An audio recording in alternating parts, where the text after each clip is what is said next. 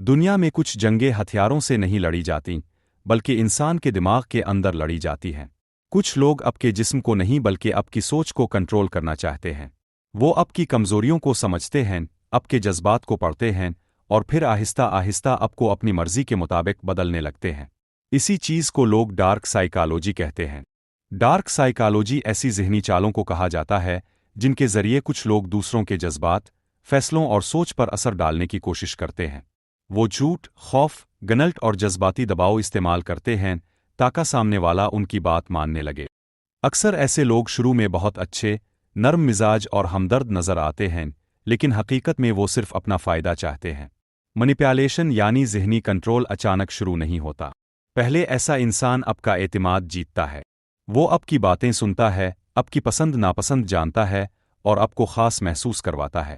پھر ایک وقت آتا ہے جب اب ایموشنلی اس پر ڈیپینڈ ہونے لگتے ہیں اور وہیں سے اصل کنٹرول شروع ہوتا ہے۔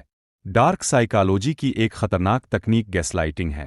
اس میں ایک شخص اب کو اب کی اپنی سوچ پر شک کرواتا ہے۔ اگر غلطی اس کی بھی ہو تو وہ یہی ثابت کرنے کی کوشش کرے گا کہ قصور اب کا ہے۔ وہ کہے گا، تم زیادہ سوچتے ہو، تمہیں غلط یاد ہے، میں نے ایسا کبھی نہیں کہا۔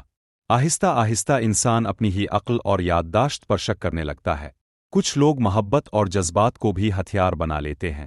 وہ کہتے ہیں، اگر تم واقعی مجھ سے محبت کرتے ہو تو میری بات مانو، اگر تم نے میری بات نہ مانی تو میں تمہیں چھوڑ دوں گا۔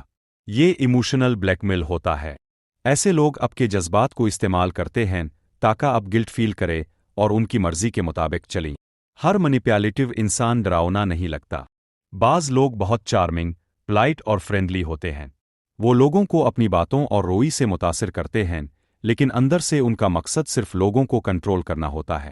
وہ اپنی فیک پرسنالٹی کے پیچھے اپنی اصل نیت چھپا لیتے ہیں۔ آج کے دور میں سوشل میڈیا بھی ذہنی کنٹرول کا ایک بڑا ذریعہ بن چکا ہے۔ Fake lifestyles, attention tricks اور خوف پیدا کرنے والا کانٹینٹ لوگوں کے ذہنوں پر اثر ڈالتا ہے۔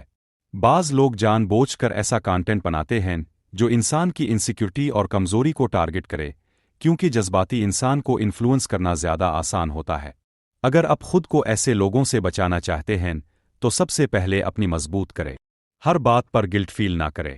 اپنے فیصلے خود سوچ سمجھ کر کرے۔ اگر کوئی شخص بار بار آپ کو کنفیوز کرے، آپ کی عزت کم کرے، ہر وقت آپ کو ہی غلط ثابت کرے تو محتاط ہو جائے۔